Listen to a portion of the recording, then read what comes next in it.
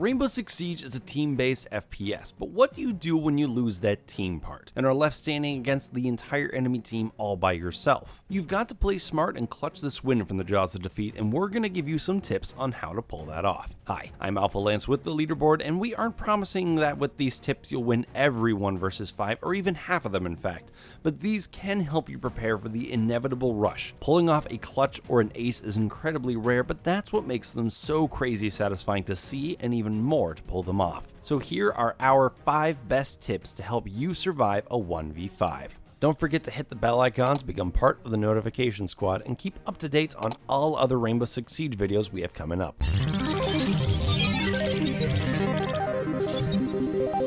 Keep calm and play on. When a match gets to 1 versus 3, 1v4, or worse, 1v5, it can mean anything from your teammates did something very stupid to the enemy team having a very good position. You'll need to remember that there is a reason why you are still alive, and you'll need to keep your wits about you. Don't throw yourself into the lion's den just because victory seems unlikely. The first thing, and possibly the hardest, is to stay calm. Realize that you can still do this. The adrenaline may be pumping in your veins, and you may want to just let Jesus take the wheel, or in this case, the MP5. Jesus, take the submachine gun! See, it doesn't really work. The biggest thing is you have to take control of the situation and not let yourself become the enemy's plaything. Take a deep breath. You knew going into this round that your team was going to have to take out a team of 5. Nothing has changed except for you don't have backup, but you still have enough bullets to take them down, and if not, you still have a melee when that fails, and your teammates to back you up from the other side. Get those teammates on surveillance. We've said it before and we'll say it again. Rainbow Six Siege is unique in that players can still contribute to a match even after death. Whether they're watching cameras, pinging enemies, or just watching from your perspective, they can be a massive help. This feature can let you watch the corners for enemies while your teammates scan your doors for traps you may miss. Sometimes just having an extra couple eyes and ears in the room can make up all the difference. If you're on defense, your allies should be active on cams, scanning hallways and giving shoutouts. It can give you a clear idea where someone is while also freaking out an enemy player, which will mean they either stay in their marked location or have to rotate from what may be an ideal spot.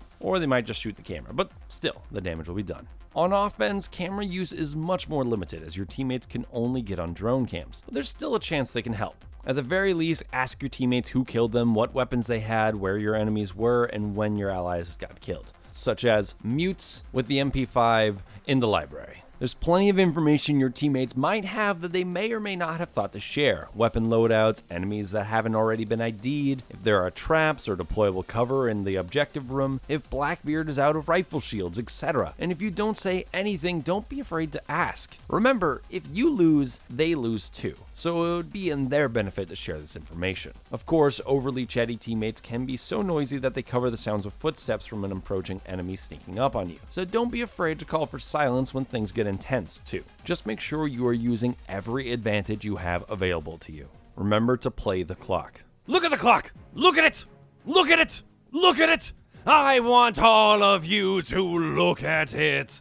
Check the time to see how much time you have, because that can change your strategy more than any other factor. The only factor with more weight in it is, are you on offense or defense? If things went to foobar quickly, then you have a lot of time on the clock. And if you're on offense, that means you can take your time approaching the objective. No matter what, it also means you have time to make your opponents bored and impatient, which means they're gonna play stupid. Capitalize on this. How many times have you seen this kill-hungry player rush the last enemy because they want those points? It's likely at least one player will grow to become super cocky and forget that they can go down in the same number of bullets as you. They're hoping you're not prepared for them, and that'll be them on the last death cam shot. Use the assets at your disposal, and your biggest one as an attacker is the great outdoors. Remember that as an attacker, you can go to an area the defenders can only traverse with penalty. You're not invincible out here, but you do have the advantage after about 3 seconds. There are plenty of defendable positions outside you can use. Just be sure to check windows too, because your opponent will likely have the high ground, and we all all know what happens when your opponent has the high ground. As a defender, your biggest asset is that you know exactly where the other team needs to go.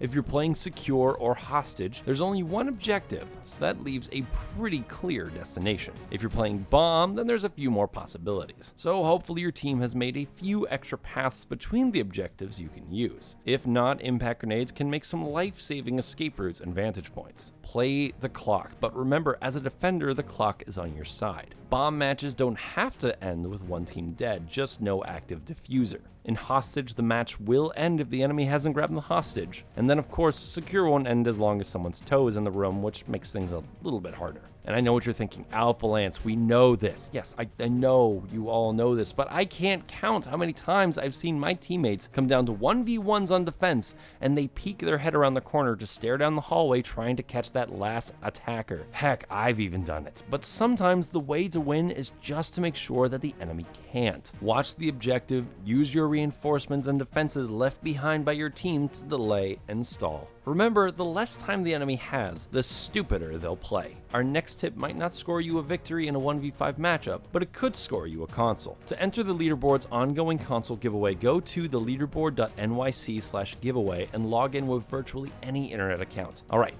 and on to our next tip. Make every fight a 1v1. Aim to make it so that every firefight exchange you're in, you are either on an even playing field with your opponent, or even better, at some kind of an advantage like high ground, your weapon's intended distance, or even behind cover. Obviously, more bullets means more danger, so try to keep the amount of guns pointed at you to a minimum. You don't have the ability to decide when and where your opponents jump you, but you do get to decide where your feet are planted. If two enemies are looking at you down one hallway, try to position yourself with complete cover from at least one while you deal with the other. Put a pillar between you two, or even better, put their teammate between you and them, and they may do the work for you. If you can't make something work, consider retreating to reposition. One of the most important lessons from Sun Tzu's Art of War is to never fight an enemy on their terms. Don't give them the advantage if you have the time to reposition or move. Do it. Don't fight on their terms if you don't have to. When, because we're not talking about ifs here, folks, when you start to take enemies down, their confidence will wane as the buffer of players between victory and defeat starts to thin. As we discussed before, players will get cocky when they feel that they've got this in the bag. It makes sense. They took out your entire team without breaking a sweat. Why should this last one be any different? Well, you're going to prove them wrong. They'll make mistakes, you'll punish those mistakes, and as their numbers fall, the scales will tip to you, and that shift will make them uneasy. And nothing makes a player make more mistakes than being uneasy. Capitalize on that. Don't stay put. The biggest thing to remember is to never stay in the same place. There are rare circumstances where a position is so good that you shouldn't move because you need to expect the enemy team is talking. You know that whenever a player dies, it shows where the killer is and how much health they have left. If the enemy team is communicating and planned like they are, they know that you've been lit up and what sneaky corner you use to pop their mates from. Sure, they might not be talking, and I know I've played plenty of matches where my entire team is completely silent, even in chat, but that just means that if you have a talking team, you have even more of an advantage on them. Keep your enemies guessing. Throw them off your scent. Don't be predictable. Nothing makes a player more uncomfortable than uncertainty, and just like a father talking to his daughter's date, you want to make them as uncomfortable as possible. If they know you're coming from one route, take another track. If they think you're at one window, do not go in that same window, because they've definitely got a beat on it by now. If you're bunkered up behind some deployable cover or under a desk, guess where they're going to chuck a grenade or pre-fire at? Be elusive. It's also just so satisfying to watch an enemy around a corner staring at where you were a minute ago and not even know that you've got them in your sights until it's too late. In review, let's go over these 5 tips one more time. Number 1, keep calm. You'll need your wits more than your adrenaline. Number 2, communicate with your teammates. Ask your teammates for any intel they have as well as callouts. Number 3, play the clock.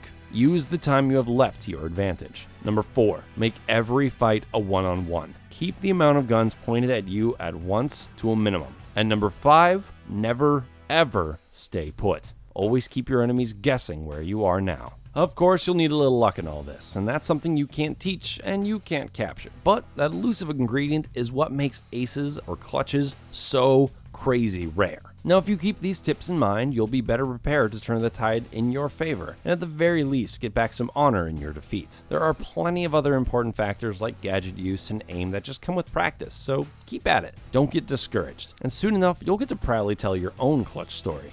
And that's it. Do you have any other tips to share to capture those clutch plays? Maybe a story to tell of a daring comeback or a failed attempt? Tell us all about it in the comments below. Once again, I'm your host, Alpha Lance with the Leaderboard, and I'll definitely be looking into those comments. If you like this video, be sure to check out our Then versus Now on Rainbow Six Siege to see how the game has changed since the beta. And once again, subscribe to the Leaderboard, your home for video game facts.